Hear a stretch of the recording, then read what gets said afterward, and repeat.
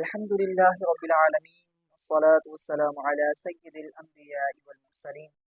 ناظرین کرام، السلام علیکم ورحمۃ اللہ وبرکاتہ۔ میں ہوں آپ کا میزبان حافظ طیب رضوی، اور آپ دیکھ رہے ہیں ہمارا بہت ہی پیارا پروگرام جس کا نام ہے میلاد رہے گا۔ اور انشاءاللہ میلاد جو ہے ہوتا آ رہا ہے، اور آج بھی عاشقان رسول صلی اللہ علیہ وسلم دھوم دھام سے مناتے ہیں، اور انشاءاللہ قیامت تک جاری اور ساری رہے گا۔ تو ہمارے پروگرام کا نام ہے میلاد رہے گا انشاءاللہ۔ عاشقان رسول صلی اللہ تعالی وسلم کے جذبے کبھی کم نہیں ہوں گے۔ تو ہم ایک مرتبہ پھر سے حاضر ہوئے ہیں ایک نئے پروگرام کے ساتھ، اور امید کرتا ہوں کہ آپ کو پچھلے پروگرامس بھی بہت پسند آئے ہوں گے، اور آج ہم ایک نئے ٹاپک کے ساتھ حاضر ہوئے۔ تو آج کا جو ہمارا ٹاپک ہے وہ بڑا ہی اہم ہے۔ ہم اہل سنت والجماعت ہیں، اور اہل سنت والجماعت کا ایک بہت ہی اہم عقیدہ، ویسے تو اہل سنت کے سارے عقائد ہی بہت اہم ہیں، لیکن ایک عقیدہ جو بہت ہی اہم ہے، جس کے بارے میں جس کی تلقین کی گئی، وہ عقیدہ ہے ختم نبوت کا۔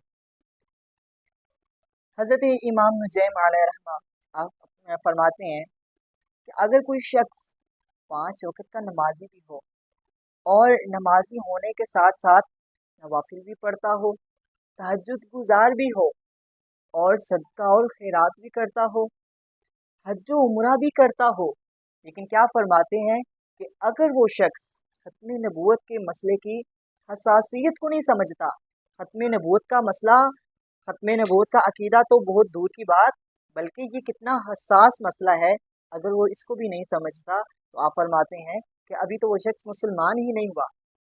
تو ناظرین کرام، آپ اندازہ لگا سکتے ہیں کہ ختم نبوت مسلمان ہونے کے بعد اہل سنت والجماعت کا کتنا اہم عقیدہ ہے۔ تو ختم نبوت کے بارے میں ہمیں اپنے بچوں کو بتانا چاہیے کہ بچوں، آسمان کے تارے تو ٹوٹ کے زمین پہ گر سکتے ہیں، چاند اور سورج تو زمین پر آ سکتا ہے، ساری دنیا کا نظام بدل سکتا ہے، لیکن ہمارے نبی کے بعد کوئی اور نبی نہیں آ سکتا۔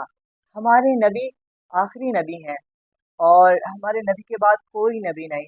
اور آپ صلی اللہ علیہ وسلم نے خود ارشاد فرمایا کہ اگر ایک محل بنایا جائے اور اس میں فقط ایک اینٹ کی جگہ باقی رہ جائے، اور جب وہ اینٹ بھی لگا دی جائے، اس کے بعد اس محل میں اب کوئی اینٹ کی جگہ نہیں رہتی، تو فرمایا وہ آخری اینٹ میں ہی ہوں۔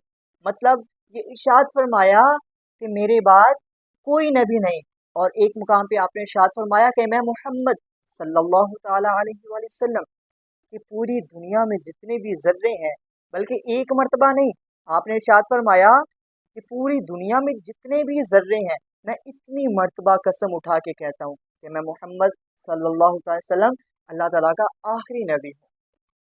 بھائی اگر حضور قسم نہ بھی اٹھائیں تو اہل سنت بلکہ اہل سنت کا جو بھی عاشق ہے نا، وہ کہتا ہے میں قربان حضور کے دہنے مبارک سے نکلنے والے ایک ایک لفظ پہ میں قربان، کہ جن کی زبان پہ کفار بھی آنکھیں بند کر کے اعتماد کیا کرتے تھے۔ اللہ اکبر۔ تو عاشق تو کہتے ہیں کہ حضور فرما دیں اور ہم نہ مانیں، ہم مر ہی نہ جائیں اگر ہم نہیں مانتے تو۔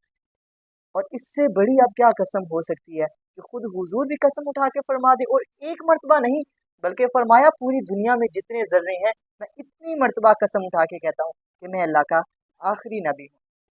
تو ہمیں اپنے بچوں کو یہ عقیدہ ضرور بتائیں، بچوں کو کہ بیٹا پوری دنیا کا نظام بدل سکتا ہے، لیکن ہمارے نبی کے بعد کوئی دوسرا نبی ہرگز نہیں آ سکتا۔ ہمارے نبی ہی اللہ تعالیٰ کے آخری نبی ہیں، اور سب سے پہلے نبی بھی ہیں، اور سب سے آخری نبی بھی ہیں۔ اور سوچنے کی بات، ایک بندہ جب پہلی مرتبہ سنتا ہے بھائی سب سے پہلے نبی بھی اور سب سے آخری نبی بھی، تو بھائی اس کو بھی میں تھوڑا سا ایکسپلین کر دوں کہ اللہ تعالیٰ نے اس دنیا کو بنانے سے پہلے سب سے پہلے کیا بنایا، یعنی کہ جب نہ چاند، نہ سورج، نہ تارے، نہ زمین، نہ آسمان، نہ چند، نہ پرند، کچھ بھی نہیں بنایا تھا، تو اللہ رب العزت نے سب سے پہلے اپنے نور سے، اپنے نبی کے نور کو پیدا فرمایا، اور نبوت کا درجہ، نبوت کا مرتبہ بھی عطا فرما دیا۔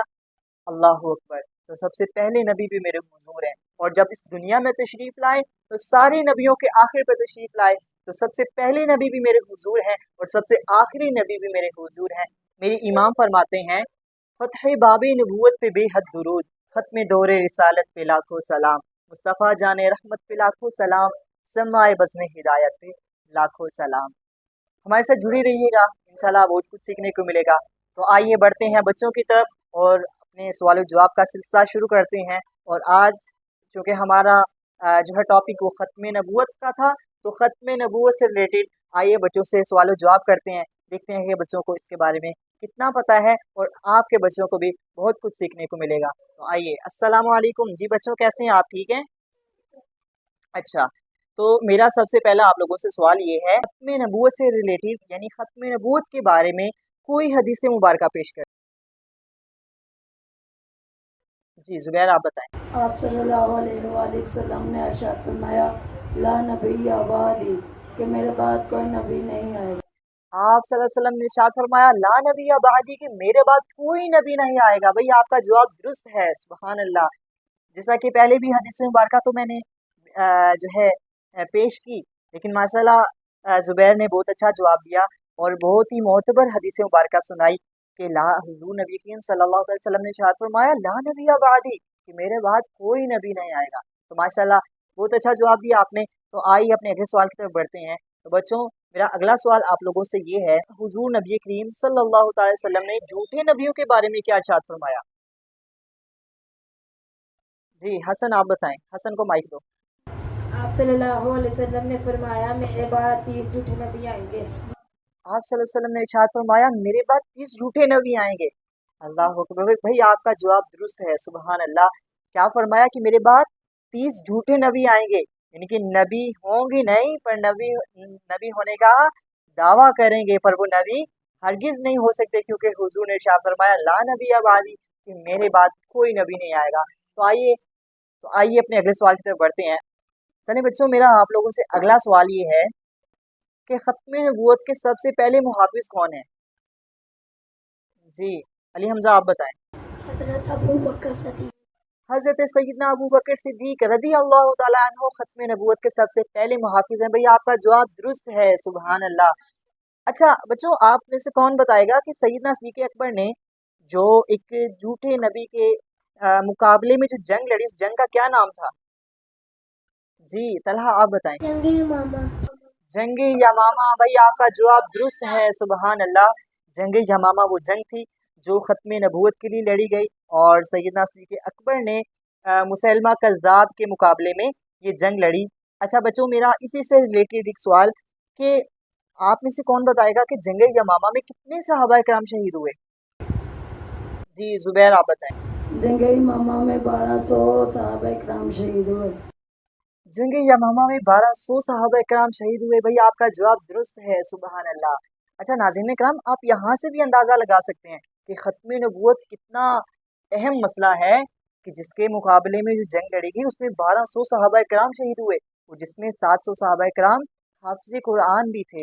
اور ایک روایت میں آتا ہے کہ حضور نبی کریم صلی اللہ علیہ وسلم کی پوری حیات مبارکہ میں، ایک روایت میں آتا ہے 210 صحابہ کرام شہید ہوئے، ایک روایت کے مطابق 259 صحابہ کرام شہید ہوئے، لیکن ختم نبوت کی ایک جنگ اتنی عظیم جنگ تھی کہ جس میں 1200 صحابہ کرام شہید ہو گئے۔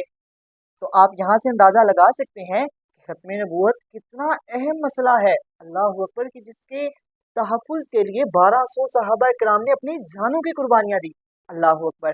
تو ماشاءاللہ بچوں، آپ نے بہت اچھے جواب دیے، آپ کا بہت شکریہ کہ آپ نے آ کر ہماری اس پروگرام کو چار چاند لگا دیے۔ تو ناظرین کرام، آپ کا بھی بہت شکریہ اور ہمارے ساتھ جڑے رہیے گا، انشاءاللہ بہت کچھ سیکھنے کو ملے گا۔ بہت جلد ملیں گے ایک نئی ایپیسوڈ کے ساتھ، اپنا خیال رکھیے گا۔ السلام علیکم ورحمۃ اللہ وبرکاتہ۔